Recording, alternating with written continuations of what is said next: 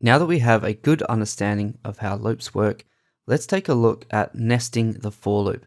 This is basically putting one loop inside of another, which becomes useful when working with nested lists. I currently have the Dynamo exercise file open for this video. We can use this to test nested loops. To start, go ahead and place a new Python script and open it up.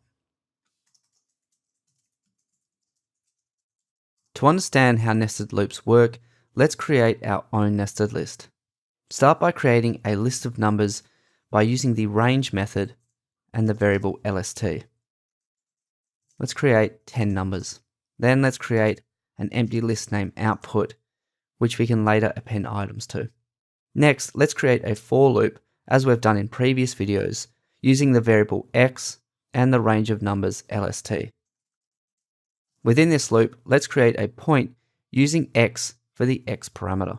We'll name this P1. Then, using this point, let's create a new cuboid using the cuboid by lengths method. And we'll name it cube. This takes a point for the first parameter. Let's use point 1, which will be the position of the cube, and then 3 numbers for the length, width, and height. Let's use 0.3 for all. And then append this to our output list and output the output list and hit run. As expected, we get a row of cubes that have been created by driving the x coordinate with the x variable. This is a basic for loop, which we've already learnt. But what if we wanted to create a grid of cubes for things like facade paneling or column placement? We can do this using a nested for loop. Open up the Python script again and let's give this a try. Within our for loop, let's add in the next for loop on the next line. This will execute for every loop through our first loop. So just as we've done for the first, let's use for and then y for the parameter and loop through the same list of numbers LST. Next, let's move our point and cube creation into our new loop by tabbing them in. This will ensure they execute for the second for loop, not the first. What we have created here is a nested loop. For each loop through the first list of numbers 0 through to 9, we are creating another for loop through the same list of numbers 0 to 9. To highlight this, let's change the y value of the point we've created to be the y variable of the second loop, and then hit run. Great, so as you can see, we have now created a grid of cubes. The first loop is still driving the x coordinate, however the second loop is now driving the y coordinate by looping 10 times for each x coordinate.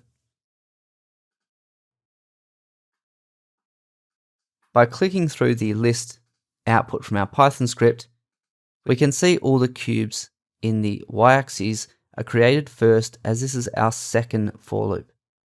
So for every cube in the x direction, we are looping 10 times in the y direction. In Dynamo, we frequently work with lists within lists, or nested lists.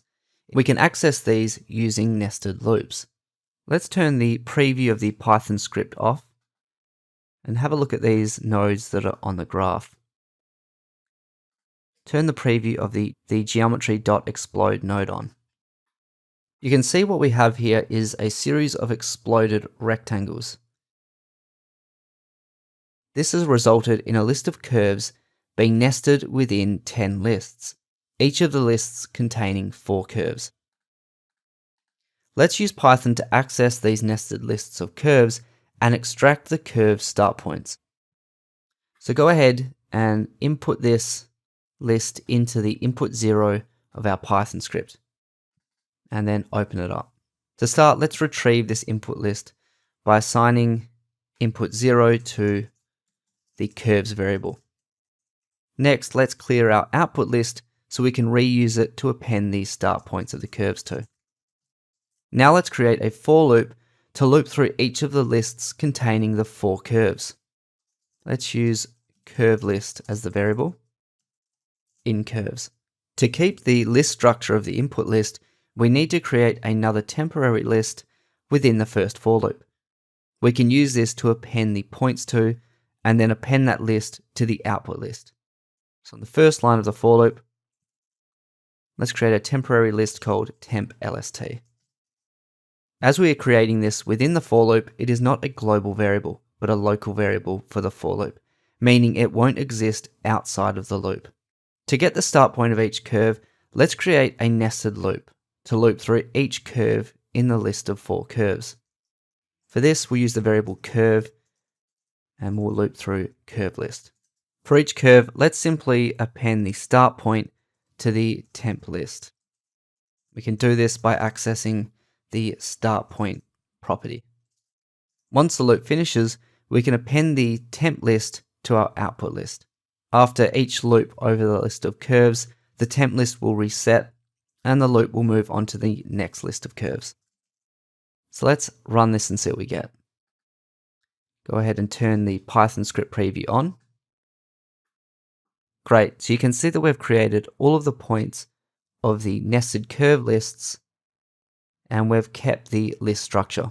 That is 10 lists containing 4 points. As we frequently work with nested lists in Dynamo, this functionality is vital in Python for sorting, filtering, and managing lists.